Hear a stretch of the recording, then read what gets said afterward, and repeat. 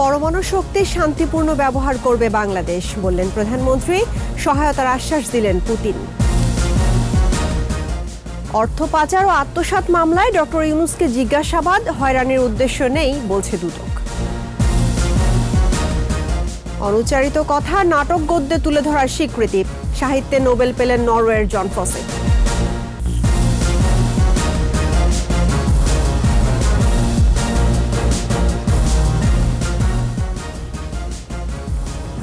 শুনছিলেন first security Islami bank limited সংবাদ শিরোনাম। আমন্ত্রণ রাত 9টার 21 সংবাদে আপনাদের সঙ্গে আছি রাহনুমা রাহি।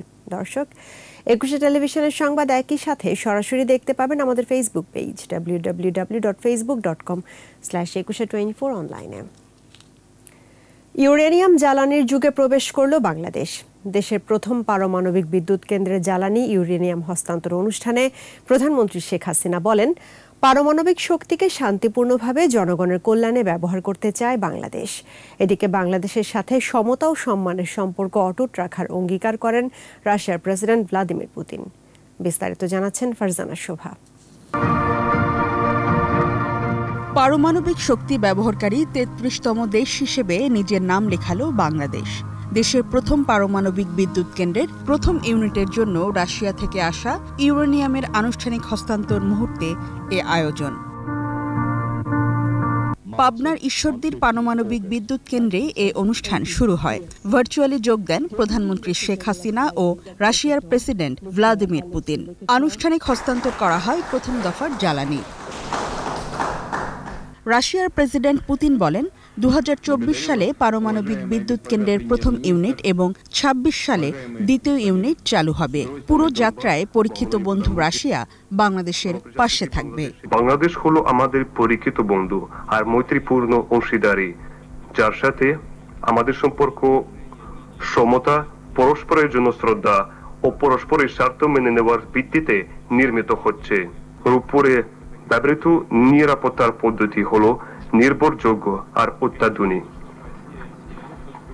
আর অবশ্যই রাশিয়া শুধু বিদ্যুৎ কেন্দ্র নির্মাণ করে না, এই পারমাণবিক প্রকল্পের পুরো লাইফ সাইকেলে আমরা বাংলাদেশ অংশীদারীদের সমর্থন করব, পাশে থাকব।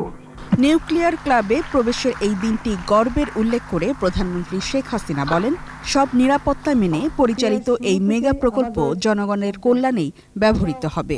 এ প্রকল্প সর্বোচ্চ নিরাপত্তা নিশ্চিতকরণের তাদের সার্বিক সহায়তা এবং মনিটরিং করার জন্য আমি আহ্বান জানাই।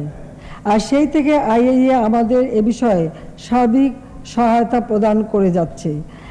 পরমাণু শক্তি আমরা শান্তি রক্ষায় ব্যবহার করব।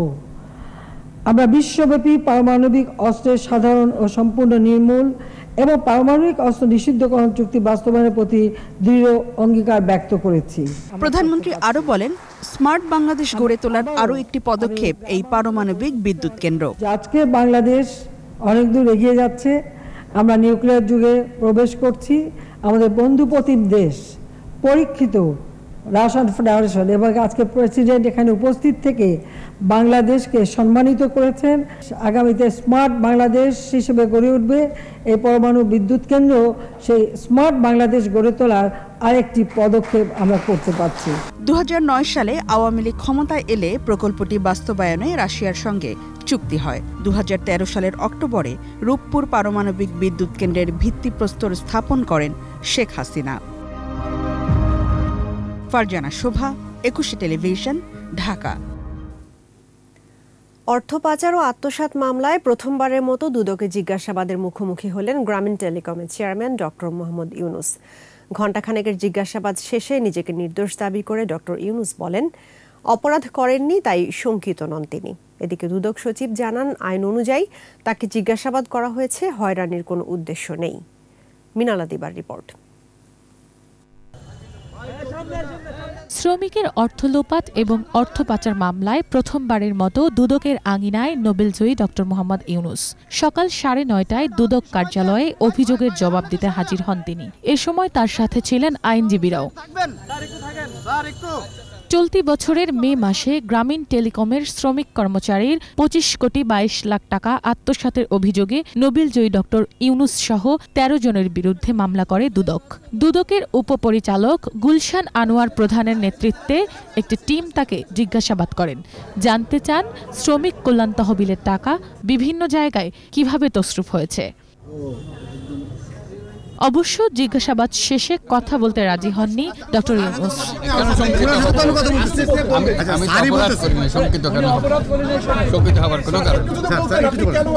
আমাকে ডেকেছে সেজন্য এসেছি। আমার আর কিছু বলার নাই, যেহেতু এটা একটা লিগ্যাল ম্যাটার, লিগ্যাল ব্যাপারটা কি উনি এটা শান্তভাবে বুঝিয়ে দেবেন, তাহলে আপনারা বুঝতে পারবেন। তার আইনজীবী জানান, দুই পক্ষের চুক্তির ভিত্তিতে লেনদেন হয়েছে। দেশে বিদেশে উদ্দেশ্যমূলকভাবে হয়রানি করতেই মামলা করেছে দুদক। শ্রমিকদের প্রাপ্য টাকা যেহেতু হাইকোর্ট নির্ধারণ করে দিয়েছে, আমাদের কোম্পানির পক্ষ থেকে আমরা এটা দিয়ে দিয়েছি। সুতরাং এইখানে তো কোনো জালিয়াতির কোনো প্রশ্ন নাই। কারোর টাকা যদি কারোর কাছে জমা থাকে, সেটা যদি খেয়ানত করে তাহলে আত্মসাৎ হবে। হাইকোর্টের নির্দেশ অনুযায়ী এই 437 কোটি টাকা শ্রমিকের টাকা, সুতরাং এটা তো আত্মসাতের বিষয়। তবে দুদকের সচিবের দাবি, মামলার তদন্তের স্বার্থে তাকে তলব করা হয়েছে। এখানে হয়রানি বা ব্যক্তিগত পরিচয় দেখা হচ্ছে না। গ্রামীণ টেলিকম কোম্পানির শ্রমিক কর্মচারীদের পাওনার যে বিষয়টি ছিল তারা পাননি, সেই মর্মে তারা কলকারখানা ও প্রতিষ্ঠান পরিদর্শন অধিদপ্তরের কাছে আপত্তি করেন, অভিযোগ করেন। তারা বিষয়টি তদন্ত করেন এবং তদন্তের সত্যতা পাওয়ার পরিপ্রেক্ষিতে দুর্নীতি দমন কমিশনের কাছে অভিযোগটি প্রেরণ করেন এবং এই অভিযোগটি দুর্নীতি দমন কমিশনের তফসিলভুক্ত হয়। এই নিয়ম মেনেই এই মামলাটি হয়েছে এবং তদন্ত কার্যক্রম চলছে। এখানে আসলে হয়রানির কোনো সুযোগ নেই। গত 27 সেপ্টেম্বর অধ্যাপক ইউনুস সহ 8 জনকে তলব করে নোটিশ দেয় দুদক। এর মধ্যে বুধবার গ্রামীণ টেলিকমের 4 পরিচালককে জিজ্ঞাসাবাদ করে।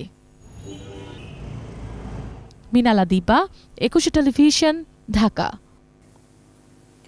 চলতি বছর সাহিত্যে নোবেল পেয়েছেন নরওয়ের লেখক নাট্যকার জন ফসে। মানুষের না বলা কথাগুলোকে নাটক ও গদ্যে ফুটিয়ে তোলায় এই স্বীকৃতি। জন ফসে 40টিরও বেশি নাটক লিখেছেন। এছাড়া উপন্যাস, গদ্য ও শিশুতোষ সাহিত্য সহ অসংখ্য অনুবাদের বই রয়েছে তার। বাকিটা জানাচ্ছেন আশরাফ শুভ।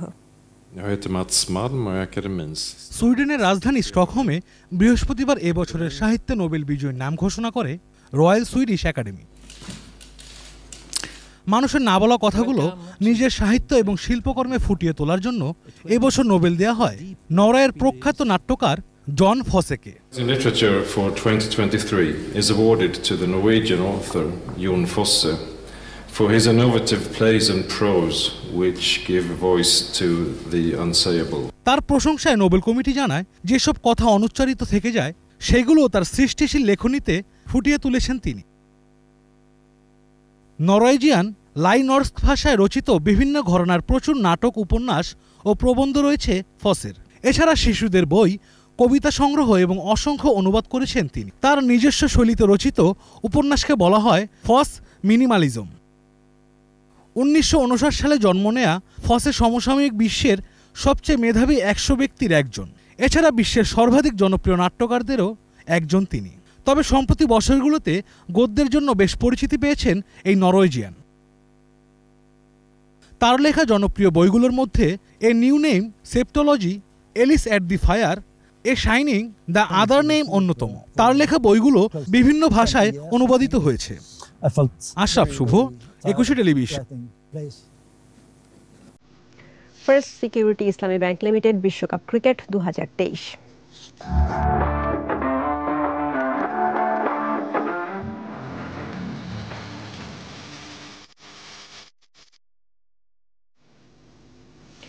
বিশ্বকাপের উদ্বোধনী ম্যাচে ইংল্যান্ডকে 9 উইকেটে হারালো নিউজিল্যান্ড। 283 রানের লক্ষ্যে ব্যাট করতে নেমে শুরুতেই উইকেট হারায় নিউজিল্যান্ড। দলীয় 10 রানে কোনো রান না নিয়েই সাজঘরে ফেরেন উইল ইয়াং। তবে কনওয়ে ও রবীন্দ্রার জোড়া সেঞ্চুরিতে ইয়াং এর প্রভাব পড়েনি নিউজিল্যান্ডে। 83 বলে 13-4 ও 2 ছক্কায় সেঞ্চুরি করেন কনওয়ে, আর 82 বলে 9-4 ও 4 ছক্কায় সেঞ্চুরি পূর্ণ করেন রবীন্দ্রা।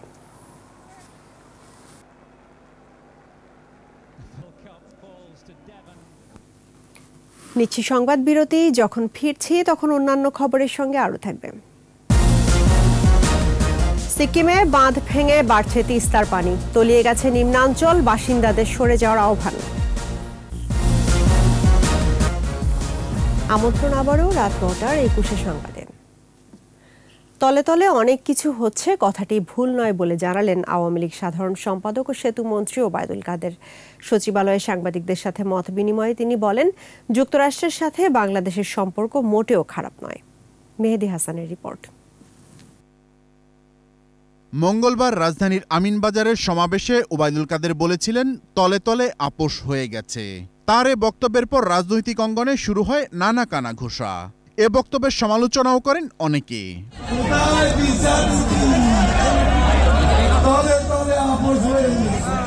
সচিবালয়ে সাংবাদিকদের মুখোমুখি হন সেতুমন্ত্রী। মঙ্গলবারের বক্তব্যের বিষয়ে জানতে চাইলে তিনি বলেন, যুক্তরাষ্ট্রের নিরাপত্তা উপদেষ্টার সাথে বৈঠকের বিষয়টি জানা গেছে 1 সপ্তাহ পরে। তার মানে ভেতরে ভেতরে অনেক কিছুই হচ্ছে যা জানি না। নিরাপত্তা উপদেষ্টার সাথে যে বৈঠকটা, এই বৈঠকের বিষয়টা কিন্তু 1 সপ্তাহ পর্যন্ত কেউ জানে না। তাহলে তলে তলে অনেক কিছু হচ্ছে।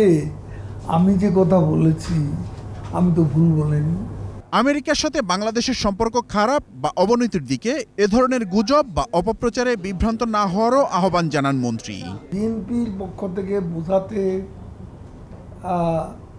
বোঝানোর চেষ্টা হয়েছে যে আমেরিকা আমাদের বিরুদ্ধে নিষেধাজ্ঞা আসছে, ভিসা নীতি আসছে, এগুলো বিএনপির একটা মনে হয় তাদের জয় হয়ে গেছে। যারা বাধা দেবে তাদের বিরুদ্ধে নিষেধাজ্ঞা, তাদের বিরুদ্ধে ভিসা নীতি। আমরা তো ইলেকশন চাই, আমরা কেন বাধা দেব? সরকার অবাধ, সুষ্ঠু ও নিরপেক্ষ নির্বাচন করতে বদ্ধপরিকর বলেও জানান ওবায়দুল কাদের। আমরা তো ফ্রি ফেয়ার ইলেকশন চাই। মেহেদী হাসান, 21 টেলিভিশন, ঢাকা। খালেদা জিয়াকে মুক্তি দিয়ে বিদেশে চিকিৎসার সুযোগ দেওয়ার আহ্বান জানিয়েছেন বিএনপি মহাসচিব মির্জা ফখরুল ইসলাম আলমগীর। কুমিল্লায় বিএনপি রোড মার্চে যোগ দেন তিনি। পরে বুড়িচংয়ের পথসভায় ফখরুল বলেন, কোনো কিছুর ভয় দেখিয়ে লাভ হবে না, নির্দলীয় নিরপেক্ষ সরকারের অধীনেই নির্বাচন দিতে হবে। বুড়িচংয়ের কালকচুয়া থেকে শুরু হওয়া রোড মার্চ চট্টগ্রামে গিয়ে সমাবেশে মিলিত হয়।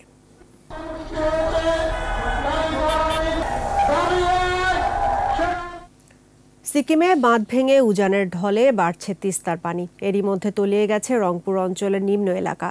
নদী তীরবর্তী মানুষদের নিরাপদ স্থানে সরিয়ে যেতে মাইকিং করা হচ্ছে। প্রতিনিধিদের সহায়তায় আরও জানাচ্ছেন খুরশিদ আলম মুকুল। টানা বৃষ্টিতে গেল মঙ্গলবার ভারতের সিকিমের একটি হাইড্রো পাওয়ার স্টেশন ধসে যায়। তিস্তা নদীর চুংথুয়াং বাঁধ ধসে ফুঁসছে তিস্তা। তিস্তার সাথে বাড়ছে অন্য নদ নদীর পানীয়। এতে লালমনিরহাট, নীলফামারী, রংপুর, কুড়িগ্রাম ও গাইবান্ধা জেলার নদী তীরবর্তী এলাকাগুলোতে আরও 1 দফা বন্যার শঙ্কায় তিস্তা পারে মানুষ। তিস্তার পানি এভাবে বাড়তে থাকলে আমরা নিম্ন অঞ্চলের মানুষ খুব আতঙ্কে আছে। মিনিটে মিনিটে পানি খেলে ভাসতেছে, পানিটা যে দমও খাইতেছে না, কি যে হবে বলা যেতেছে না। এত পানি দিয়ে আমরা কি করব? সরকারের কাছে আকুল আবেদন, আমাদের এই তিস্তা নদী যাতে অতি তাড়াতাড়ি একটু শাসন করা হয়। পরিস্থিতি মোকাবেলায় সতর্কতা জারি করেছে পানি উন্নয়ন বোর্ড। বাসিন্দাদের নিরাপদ স্থানে আশ্রয় নিতে চালানো হচ্ছে প্রচারণা। তিস্তা নদী দিয়ে প্রবাহিত হতে পারে। লোকালি ভারী বৃষ্টিপাতের ফলে নদীতে কিছুটা পানি হতে পারতে পারে এবং আপে ক্যাশমেন এরিয়াতে বৃষ্টি হলে এই পানিটা নেমে আসবে, তখন হয়তো কিছুটা বাড়বে। তবে বিপজ্জনকভাবে কিছু হওয়ার আপাতত কোনো সম্ভাবনা নেই। রংপুর, কুড়িগ্রাম ও লালমনিরহাটে তিস্তার পানি বিপদসীমার উপর দিয়ে প্রবাহিত হচ্ছে। পানি প্রবেশ করেছে নদী তীরবর্তী নিম্নাঞ্চলগুলোতে। পানি উন্নয়ন বোর্ড জানায়, ভারতীয় আবহাওয়া সংস্থার তথ্যানুযায়ী সিকিমে আগামী 48 ঘণ্টায় ভারী বৃষ্টিপাতের পূর্বাভাস থাকায় উত্তরাঞ্চলে বন্যা পরিস্থিতির অবনতি হতে পারে। পানি নিয়ন্ত্রণে খুলে রাখা হয়েছে ডালিয়া পয়েন্টের 44টি জলকপাট। খুরশিদ আলম মুকুল, 21 টেলিভিশন। আর এরই সঙ্গে শেষ করছি রাত 9টার 21 সংবাদ। তবে যাবার আগে first security Islami bank limited সংবাদ শিরোনামগুলো জানাবো আরও একবার। পরমাণু শক্তির শান্তিপূর্ণ ব্যবহার করবে বাংলাদেশ, বললেন প্রধানমন্ত্রী। সহায়তার আশ্বাস দিলেন পুতিন। অর্থ পাচার ও আত্মসাৎ মামলায় ডক্টর ইউনূসকে জিজ্ঞাসাবাদ, হয়রানির উদ্দেশ্য নেই বলছে দুদক। অনুচ্চারিত কথা নাটক গদ্যে তুলে ধরার স্বীকৃতি, সাহিত্যে নোবেল পেলেন নরওয়ের জন ফসে।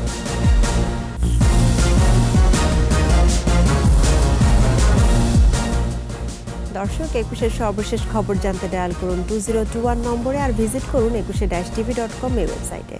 এছাড়া ফেসবুকে লগ ইন করতে পারেন facebook.com/2124 অনলাইনে। এতক্ষণ সঙ্গে থাকার জন্য ধন্যবাদ। আমাদের পরবর্তী সংবাদ আয়োজন রাত 11টায় দেখার আমন্ত্রণ রইল। স্বাস্থ্যবিধি মেনে চলুন, সুস্থ থাকুন, 21-এর সঙ্গেই থাকুন।